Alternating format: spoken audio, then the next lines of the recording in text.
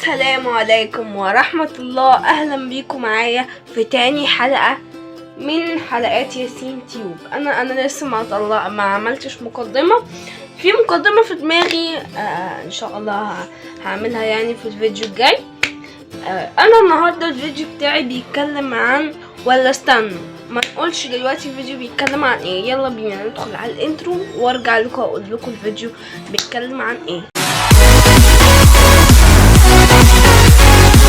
الفيديو بتاعي النهارده بيتكلم عن 5 اخطاء بيضيعوا قناتك او بيضعفوا قناتك زي ما شفتوا في الصورة المصغرة.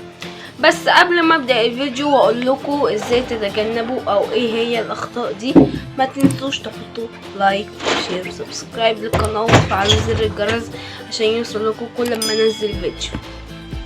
وطبعا يا جماعه التيك توك بتاعي انا عملت واحد تاني جديد لان القديم ما اتحذرش الحمد لله، بس انا نسيت باسورد ونسيت الجيميل بتاعه فهو القديم لو عايزين نسيب لكم اللينك هسيبه لكم.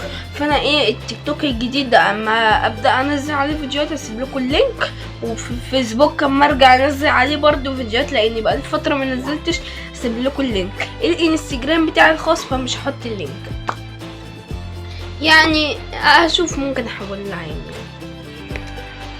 هنبدا دلوقتي في الخطأ الاول.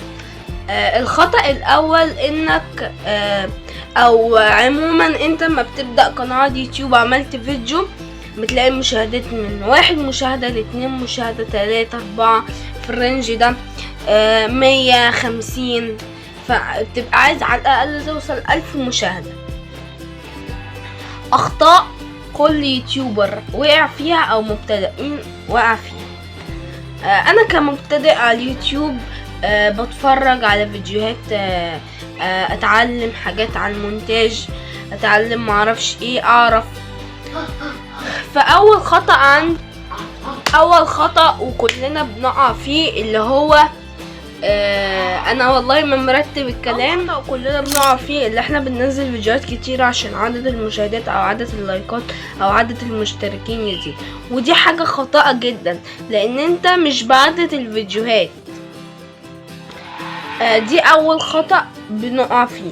تاني خطأ انك تقعد تغير المحتوى بحيث انت فاكر العيب من المحتوى، تغير 1 و2 و3. اليوتيوب ذكي على فكرة، اللي هو من كتر ما تغير المحتوى المتابعين هيزهقوا فيروحوا خلاص هيلغوا يعملوا انسبسكرايب ويطلعوا برا القناة. تالت خطأ وكل ده بنقع فيه اللي احنا بنصور في مكان فيه دوشة او بنصور قصدي اللي احنا بنصور بالمايك بتاع الموبايل. انا بصور بالمايك بتاع الموبايل بس بظبط كام حاجة في المونتاج. لو اوريكم الفرق دلوقتي ما بين مايك الموبايل ومايك الهاند فري، تعالوا نجرب كده. اوكي يا جماعة، انا ما اعرفش انتوا حاسين بفرق ولا لا، انا كده وانا بمنتج هعرف، بس ده كده فرق من الصوت من المايك بتاع الموبايل للمايك بتاع الهاند فري او اي مايك تاني يعني. فقولولي بقى هل حسيتوا بفرق في الجودة ولا ايه؟ صحيح انا بستخدم المايك ده في اللايف.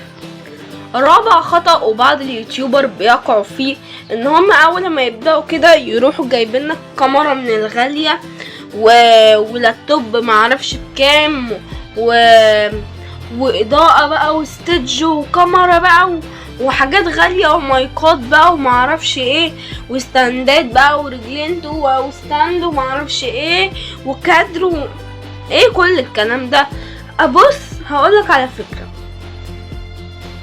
اسند الموبايل على ورقة، في طريقة ورقة اعملها طبقها كده. هبقى لما الاقي الفيديو ده هحط لكم اللينك في اول التعليق. في ورقة كده بتبقى اسمها معرفش 4 اف، دي نازلة ترندي قوي. طبقها وتحط الموبايل، مش لازم ورقة 4 اف، عادي اي ورقة عندك تكون كبيرة، وبتثبت الموبايل عايز تعمله بالطول بالعرض براحتك. بدل ما تروح تشتري ستاندات واضاءات وبتاع. انا هتبدأ بكاميرا، لا انا بصور بموبايلي الخاص اهو عادي اي حد بدأ بالموبايل هتبدأ بالتليفون بعد كده. الاخير اللي هو اقول في الكومنتات للناس اشتركوا في قناتي عشان ادخل اشترك في قنواتكم ودعموني باللايك والشير ومعرفش ايه تعليقات ومعرفش ايه وكل الكلام ده ما قلش منه. وده كان الفيديو بتاع النهارده. لو عجبكم متنسوش اللايك والشير والسبسكرايب وفعلوا زر الجرس وبس. والسلام عليكم ورحمة الله وبركاته.